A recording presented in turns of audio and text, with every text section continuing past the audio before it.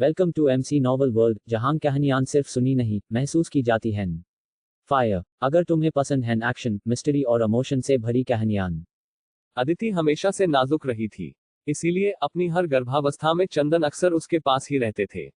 अदिति को इतना पीला और कमजोर देखकर पायल चिंतित हो गई। किताब लिए पायल अपने माता पिता के कमरे की ओर गई। वह बस एक बार देखना चाहती थी, या शायद बटलर जनार्दन से अदिति की हालत के बारे में पूछकर अपनी चिंता कम करना चाहती थी। वह अदिति के आराम में खलल नहीं डालना चाहती थी। सर, मिसेज जयश्री कोटेज के साथ आपकी मीटिंग का क्या हुआ? बटलर जनार्दन ने चिंतित होकर पूछा। चंदन ने एक आह भरी और पीछे के दरवाजे की ओर देखा।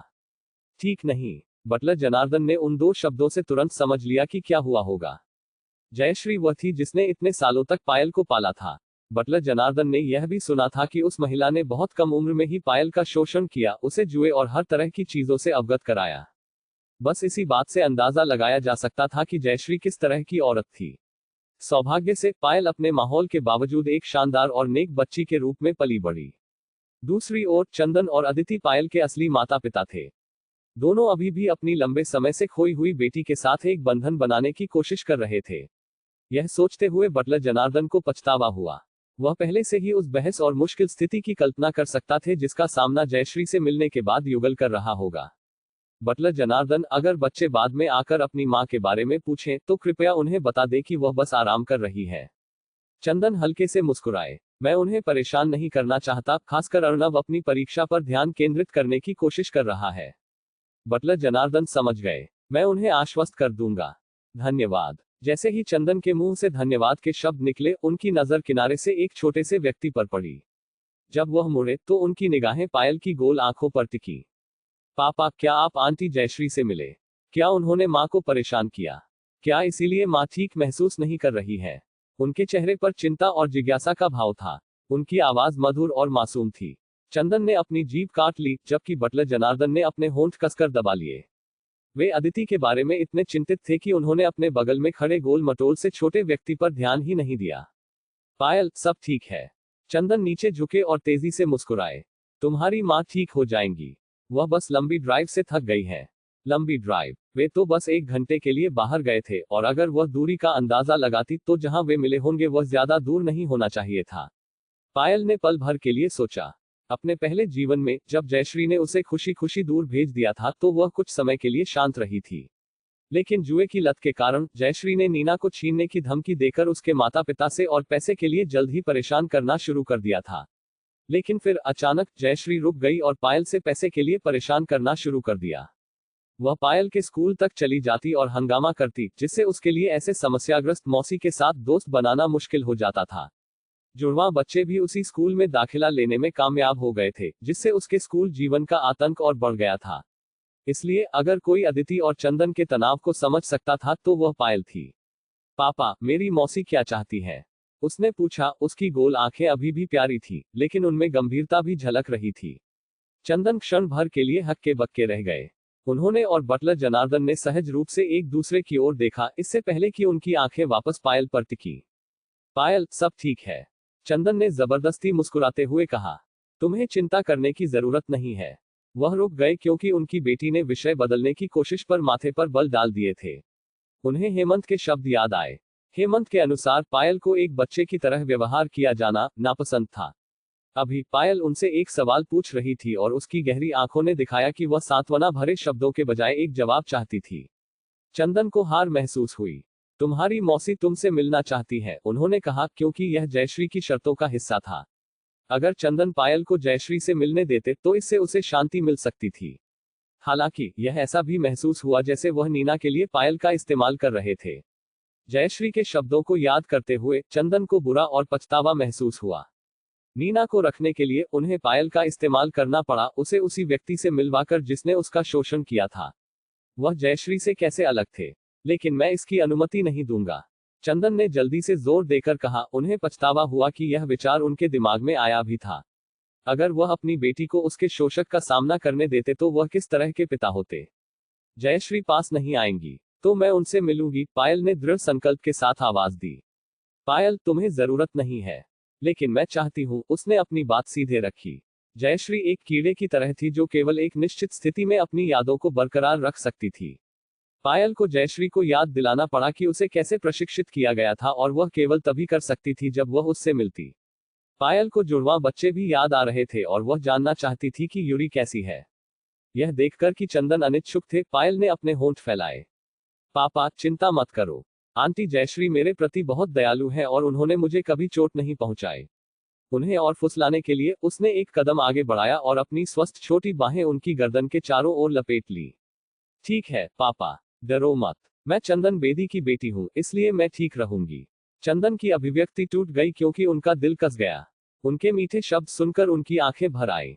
उन्हें ऐसा महसूस हुआ जैसे उनकी छोटी हाथों से उनकी पीठ थपथपा रही है और वह रो पड़ेंगे। बटलर जनार्दन एक बार फिर प्रभावित हुए, लेकिन साथ ही भावुक भी। कितनी प्यारी बच्ची है। चंदन और अदिति अपनी बेटी के साथ एक बंधन बनाने की पूरी कोशिश कर रहे थे। हालांकि भावनाओं का पारिवारिक प्रवाह युगल के लिए अपने बच्चे को प्यार करने के लिए पर्याप्त था, वे, खासकर चंदन, हमेशा इस बात को लेकर चिंतित रहते थे कि पायल उनके बारे में क्या सोचती है। ठीक है, चंदन ने सावधानी से अपनी बेटी को वापस गले लगाया। यह पहली बार था जब उन्होंने उसे गले लगाया था क्योंकि वह ध्यान दे रहे थे। वह उसे डराना नहीं चाहते थे, इसलिए उन्हें आश्चर्य हुआ कि वह कितनी नर्म और फूली हुई थी। वह मीठी और दूधिया महक भी रही थी। उसकी महक बहुत सुखदायक थी। जब वे अलग हुए तो उन्होंने जोड़ा, लेकिन मैं इसकी अनुमति तभी दे सकता हूं जब कोई वयस्क तुम्हारे साथ आए। वह स्वेच्छा से आगे बढ़ने ही वाले थे जब पायल ने बटलर जनार्दन की ओर इशारा किया। तो क्या बटलर जनार्दन मेरे साथ आ सकते हैं? अरे बटलर जनार्दन बुधवार को मेरे साथ पशु चिकित्सक के पास जाएंगे। मैं अपनी मौसी और अपने चचेरे भाइयों से तब मिल सकती हूँ। बटलर जनार्दन ने सिर हिलाया। सर, मैं मिस पायल का ध्यान रखूंगा, इसलिए चिंता न करें। चंदन ने दोनों के बीच अपनी आंखें घुमाई और मुस्कुराए। उन्हें अब वह चूहा याद आया जो वह चाहती थी। उन्हें जल्द से जल्द उसके लिए वह लाना होगा। ठीक है। उन्होंने अपनी बच्ची के सिर को प्यार से थपथपाया। मैं व्यवस्था करता हूँ। अगले दिन बिना किसी और घटना के बीत गया और चूंकि स्कूल अभी भी चल रहा था, पायल को उम्मीद थी कि यह कुछ शांति का एक और दिन होगा। लेकिन जब वह बगीचे से बाहर निकली तो उसने हर्ष को घास पर मार्शल आर्ट्स की गुड़िया को निर्दयता से पटकते हुए देखा। उसका भाव क्रूर और तेज था, जिससे यह आभास हो रहा था कि वह गुस्से में है। उससे बारिश की तरह पसीना बह रहा था, जिससे उसकी पूरी ढीली कमीज गीली हो गई थी। वह उस डमी को क्रूरता से पीट रहा था, कुछ शक्तिशाली मार्शल आर्ट्स मूव्स कर रहा था। पायल डर गई क्योंकि उसे लगा कि वह अभी अभी एक बारूदी सुरंग में चली गई है। संभावित समस्याओं से बचने के लिए वह सावधानी से जाने के लिए मुड़ी। लेकिन जैसे ही वह दूर जा रही थी, वह अपनी बाहों की ओर देखने से खुद को रोक नहीं पाई। यह फिर से कैसा था? उसने अपने हाथ ऊपर उठाए, अपनी उंगलियां सीधी रखी, उसके कदम धीमे हो गए, हर्ष के मूव्स की नकल करते हुए। अपने पहले जीवन में पायल ने विभिन्न मार्शल आर्ट्स कक्षाओं में दाखिला लिया था और सब कुछ लगन से सीखा था। हालांकि उसने तब लोगों के साथ शायद ही कभी कौशल का इस्तेमाल किया था, उसने प्रशिक्षण जारी रखा। आखिरकार यह निराशा और गुस्से को बाहर निकालने का एक अच्छा तरीका था। मुझे लगता है यह ऐसा है। तुम्हारी मुद्रा अच्छी है। पायल दूर कूद गई और अपने हाथ फेंके। जब किसी ने उसके कान के पास बात की तो वह अचंभित रह गई। जब उसने पीछे देखा तो हर्ष ने एक मासूम मुस्कान बिखेरी। मैंने तुम्हें अंदर आते देखा, लेकिन बिना एक शब्द कहे जाते हुए भी देखा, उसने समझाया। और हाँ, क्या तुमने मार्शल आर्ट्स सीखा है? उसने अभी अभी उसे अपने मूव्स की नकल करते हुए भी देखा था। हालांकि वह ऐसा करते समय प्यारी लग रही थी, उसने देखा कि उसकी एक अच्छी मुद्रा थी जो उसके आधार को दर्शाती थी। हे, दूसरे भाई, मुझे लगा कि आप प्रशिक्षण ले रहे हैं, इसलिए मैं आपको परेशान नहीं करना चाहती थी। पायल ने अपने हाथों को अपनी छाती के पास कसकर जोड़ा। क्या आपका हो गया? हाँ, ठीक है, अच्छे से आराम करो। पायल जल्दी से जाने के लिए मुड़ी, लेकिन जब एक हाथ ने उसकी पीठ का कॉलर पकड़ लिया तो वह रुक गई। पीछे देखते हुए हर्ष मुस्कुराया। पायल, कुछ अच्छा खाना चाहती हो? इस बार पायल, जो आमतौर पर भोजन के उल्लेख पर उत्साहित हो जाती थी, बल्कि डरी हुई महसूस हुई। हर्ष ऐसा लग रहा था जैसे वह उसे किसी पोंजी स्कीम में फंसा रहा हो। मैं कल एक स्नैक बार में गया था और मुझे एहसास नहीं हुआ कि मैंने बहुत कुछ खरीद लिया है, उसने एक दयालु मुस्कान के साथ समझाया। क्या हमें उन्हें एक साथ खाना चाहिए? उन्हें एक साथ खाओ। वह, हर्ष तो हफ्ते में एक बार ही मिठाई खाता है। 2 शायद उसकी सीमा थी। पायल ने उसे ऊपर से नीचे तक मापा और अपने संदेह को दूर करने के लिए उसके भाव की जांच की। हर्ष भाइयों में सबसे दयालु हो सकता है, लेकिन गुस्से में वह सबसे डरावना था। वह उस बेचारे डमी की तरह खत्म नहीं होना चाहती थी। दूसरे भाई, मुझे लगता है कि मेरा पेट थोड़ा भरा हुआ है। उसने बुदबुदाया, लेकिन फिर उसके होंठ नीचे की ओर मुड़ते हुए देखे।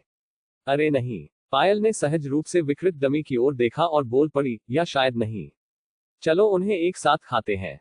हर्ष ने संतुष्टि में मुस्कुराया। तो फिर चलते हैं। तभी उसने उसे जाने दिया। यह कहने के बाद वे दोनों वापस अंदर चले गए। हर्ष अपने कमरे से स्नैक्स लेने गया जबकि वह परिवार कक्ष क्षेत्र में खाली बैठी रही। बहुत कुछ का मतलब बहुत ज्यादा नहीं होना चाहिए, उसने सोचा। पायल को उम्मीद थी कि उसने स्नैक बार से केवल 3 या 4 चीजें खरीदी होंगी। उसके डर के लिए ऐसा लगा जैसे उसने हर स्नैक खरीद लिया है, क्योंकि वह एक बड़े बक्से के साथ लौटा और उन सभी को कॉफी टेबल पर उड़ेल दिया। उसका जबड़ा पल भर में जमीन पर आ गया और उसकी आंखें चौड़ी हो गईं। क्या यह स्वर्ग है? उसने बिना महसूस किए बोल दिया। भले ही सब कुछ उनके पैकेजों में सुरक्षित रूप से लिपटा हुआ था, वह मिठाइयों की महक सूंघ सकती थी। उसकी प्रतिक्रिया का अध्ययन करते हुए हर्ष संतुष्टि में हंसा। वह उसके सामने फर्श पर बैठ गया और अपने सबसे पास वाला एक स्नैक उठा लिया। मैंने इसे कल आजमाया था और यह थोड़ा अच्छा है। उसने इसे अपनी तरफ उठाया, उसकी आंखें गुलाबी लिपटे मोची की ओर अपने आप मुड़ गईं। इसमें चॉकलेट भरा हुआ है। पायल ने घूंट लिया, अपने होंठों के सामने अपनी मुट्ठी उठाई जैसे ही उसने अपना गला साफ किया। उसने खुद को संयोजित किया और उसकी अभिव्यक्ति तेजी से गंभीर हो गई। दूसरे भाई, उसके लहजे ने उसके भौहों को थोड़ा आश्चर्य के साथ उठा दिया। क्या उसने उसे नाराज किया? या क्या उसे इस तरह के स्नैक्स पसंद नहीं है? उसके सिर के सभी सवाल तब गायब हो गए जब उसने पूछा, क्या यह नर्म, चबाने वाला और थोड़ा मीठा था? हाँ। उसने सिर हिलाया और उसे सौंप दिया। लेकिन यह बहुत मीठा नहीं है। सब कुछ अच्छी तरह से संतुलित है। कोशिश करो। पायल ने घूंट लिया और एक कांपते हाथ से उसने इसके लिए पहुंची। रैपर खोलते हुए पायल ने एक निवाला लेते हुए गंभीर रूप से देखा। यह बिल्कुल वैसा ही था जैसा उसने कहा था, यह नर्म, चबाने वाला और थोड़ा मीठा था। वह लगभग रो पड़ी जबकि इसे चबा रही थी, सुपर भावुक जैसे कि यह पहली बार था जब उसने दशकों की भूखमरी के बाद खाया था। हर्ष खुश था, अपने चेहरे को पकड़े हुए जबकि उसे स्नैक्स का आनंद लेते हुए देख रहा था। वह शुरू में सौरभ के लिए कुछ चॉकलेट खोजने के लिए स्नैक बार गया था। हालांकि इंद्रप्रस्थ में उसे पसंद की कोई चीज नहीं थी, उसने सोचा कि कुछ और उसके छोटे भाई को शांत कर सकता है। ऐसा करते हुए उसने पायल के बारे में भी सोचा। और इससे पहले कि वह जानता, उसकी टोकरी भर गई थी। अच्छी बात यह थी कि उसने अपने भत्ते से पर्याप्त बचा लिया था। बस 10 मिनट में एक बार स्नैक्स से भरी मेज अब आधी हो गई थी। हर्ष शुरू में खुश था, लेकिन अब वह चिंतित था। उसने सब कुछ वहां रख दिया था ताकि वह उसे बता सके कि वह उन्हें ले सकती है, लेकिन इस दर पर उसे ऐसा करने की जरूरत नहीं पड़ सकती है। वह एक ग्राइंडर की तरह थी और उसके मूव्स एक टाइम लैप्स की तरह थे। जब खाने की बात आती है तो वह इतनी फुर्तीली कैसे हो सकती है? ये अच्छे हैं, पायल चबाते हुए गुनगुनाए। उसने एक और के लिए हाथ बढ़ाया, लेकिन फिर रुक गई। उसने हर्ष की ओर सिर उठाया, महसूस किया कि उसने एक निवाला भी नहीं खाया था। अरे नहीं। उन्होंने सहमति व्यक्त की थी कि वे एक साथ खाएंगे, लेकिन वह भूल गई क्योंकि स्नैक्स इतने अच्छे थे कि वह खुद को रोक नहीं पाए। ओह। हर्ष अपने होश में वापस आया, एक अजीब सी हंसी निकाली। अगर वह हंसेल और ग्रेटेल में ग्रेटेल होती तो दुष्ट चुड़ैल 10 मिनट में बेघर हो जाती। क्या तुम्हारा पेट भर गया, पायल? उसने अपने विचारों को छिपाने के लिए मुस्कुराया। लगभग। ठीक है, अगर तुम चाहो तो तुम उन्हें ले सकती हो, उसने पेशकश की। मैंने कल बहुत खाया, इसलिए मैं व्यायाम के माध्यम से इसे जलाने की कोशिश कर रहा हूँ। पायल अनिच्छुक थी, लेकिन उसने अब तक जो भी स्नैक्स आजमाए थे वे बहुत अच्छे थे। एक बार जब उसके पास पैसे होंगे तो वह उस स्नैक बार में निवेश करेगी। दूसरे भाई, क्या आप सुनिश्चित हैं? हाँ। उसने सिर हिलाया, मेज पर बचे हुए सभी स्नैक्स को उसकी ओर धकेल दिया। चिंता मत करो, मैं अपने चीट डे पर और खरीद सकता हूँ। ठीक है। धन्यवाद। पायल ने अपने होंठ सिकोड़े, उसके गाल लाल हो गए। लेकिन फिर एक विचार उसके मन में आया। दूसरे भाई, क्या मैं उन्हें दूसरों के साथ साझा कर सकती हूँ? हर्ष ने अपनी भौहें उठाई। बेशक, लेकिन तुम उन्हें किसके साथ साझा करने जा रही हो, वह किसी के बारे में नहीं सोच सकता था। युक्ति और यूरी। युक्ति और यूरी। उसकी भौहें सिकुड़ गईं। वे कौन है? वे मेरे चचेरे भाई हैं, मेरा मतलब है, मेरे यहाँ आने से पहले हम एक ही घर में रहते थे। पायल मुस्कुराई, उसे आश्वस्त किया कि वह सिर्फ किसी को भी उसका खाना नहीं देगी। वह नहीं चाहती थी कि वह सोचे कि उसे स्नैक्स पसंद नहीं है, इसलिए उसने जोड़ा, युक्ति और यूरी जुड़वा है और वे मेरे लिए भाई बहनों की तरह है। मैं उनसे कल मिलने जा रही हूँ। मैं उनके साथ अपने स्नैक्स साझा करना चाहती हूँ। उसके लिए भाई बहनों की तरह। हर्ष को यह वाक्य सुनकर एक अजीब सी भावना महसूस हुई जो उसने पहले कभी महसूस नहीं की थी। उसकी उज्ज्वल मुस्कान का आकलन करते हुए वह बता सकता था कि उसने जिन चचेरे भाइयों का उल्लेख किया था वे उसके बहुत करीब थे। कहने की जरूरत नहीं है। पायल के लिए उनके साथ अपने स्नैक्स साझा करना, भले ही यह स्पष्ट था कि वह उन्हें निगलना चाहती थी, बहुत कुछ कहता है। उसने अपनी हल्की बेचैनी को एक मुस्कान के साथ छिपाया और बस सिर हिलाया।